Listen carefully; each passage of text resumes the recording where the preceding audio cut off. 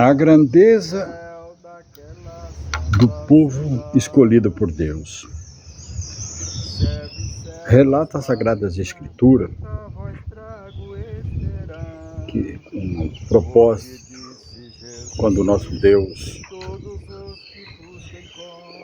ouviu o clamor do nosso irmão povo israelita que estava no poder de Faraó, sendo escravizado, torturado, machucado, o Senhor Deus ouviu o clamor dos nossos irmãos e se manifestou de maneira esplendorosa, com prodígios e milagres e maravilhas. Mas tem alguns assuntos tão interessantes em que nós possamos viver no nosso mundo de hoje. Passamos despercebidos dos pequenos detalhes, a conjuntura daquilo tudo, como foi sucedido, da forma que o nosso Deus preparou para que fosse determinado as suas ordens com regulamento, com obras, com conhecimento. E uma das coisas bem mais primordial sobre o comando dele. Então Moisés foi criado como príncipe do Egito, sem muita preocupação com a sua vida financeira, vamos dizer da seguinte forma. E nesta ocasião, ele aprendeu a linguagem, aprendeu as defesas, teve o autoconhecimento, o alto padrão lá dentro, aquele povo. Mas o propósito de Deus estava sendo lapidado, como o nosso Deus lapida o coração do homem.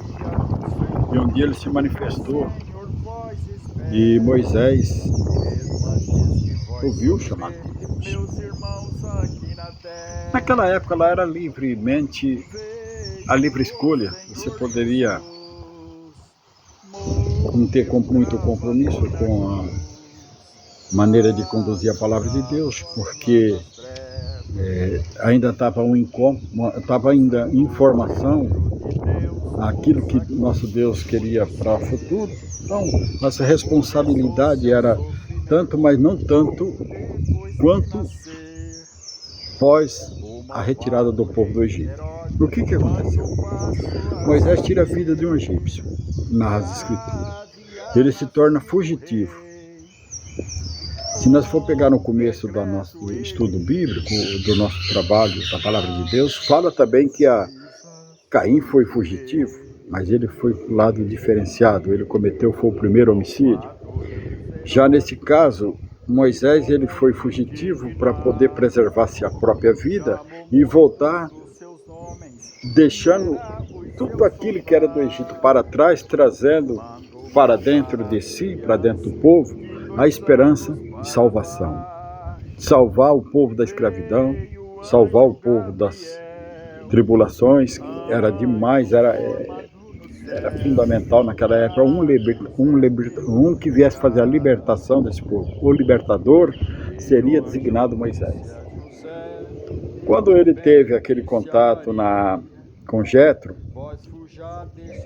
e que ele se constituiu família, e o Jetro como sogro dele, Zíbora como esposa, ele era pastor de ovelha e já dizia a palavra de Deus, que os pastores de ovelhas sempre têm uma surpresa para nos oferecer, como foi o Mestre Jesus Cristo.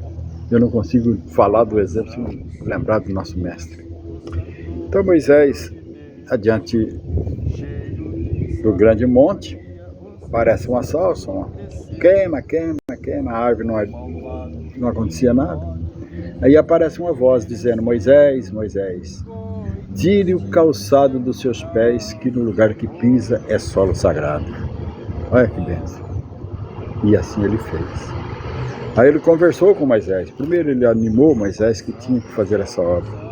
Moisés na primeira etapa recusou, mas inventou desculpa, como sempre a gente tem uma desculpa quando nós falamos em algumas coisas de profundidade da palavra de Deus. A gente coloca a desculpa como uma maneira de se defender e, na verdade, às vezes acaba condenando a gente mais ainda.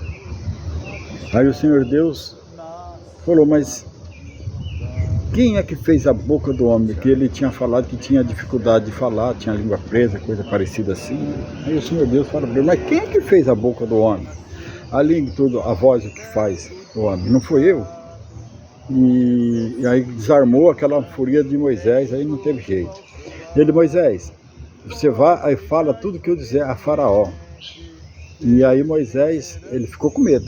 Ele falou, coloca a sua mão no peito. Quando ele colocou a mão leprosa, tira a sua mão do peito. Quando tirou, estava com lepra. Põe a sua mão no peito. Quando ele tirou novamente a mão, já estava curado. Depois Deus falou com ele assim, joga esse cajado do céu ao solo. Jogou, virou uma serpente. O irmão conhece a história. Meu Deus. Aquele cajado de Moisés já falávamos da futura geração que vinha, que era nossa,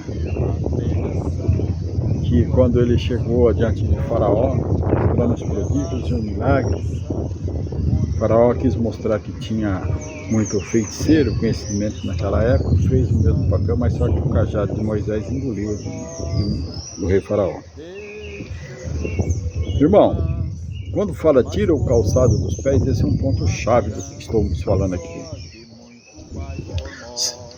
A palavra de Deus nos diz pôr o calçado nos pés, para não pisarmos em espinho, não tropeçar no caminho, um caminho reto, promissor na palavra de Deus. Só que com Deus foi o contrário, tira o calçado dos pés, porque no lugar que você pisa é terra sagrada. O Espírito de Deus estava ali.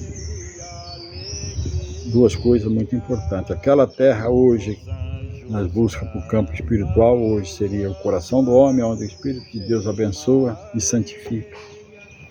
O coração do homem é terra que somente Deus anda.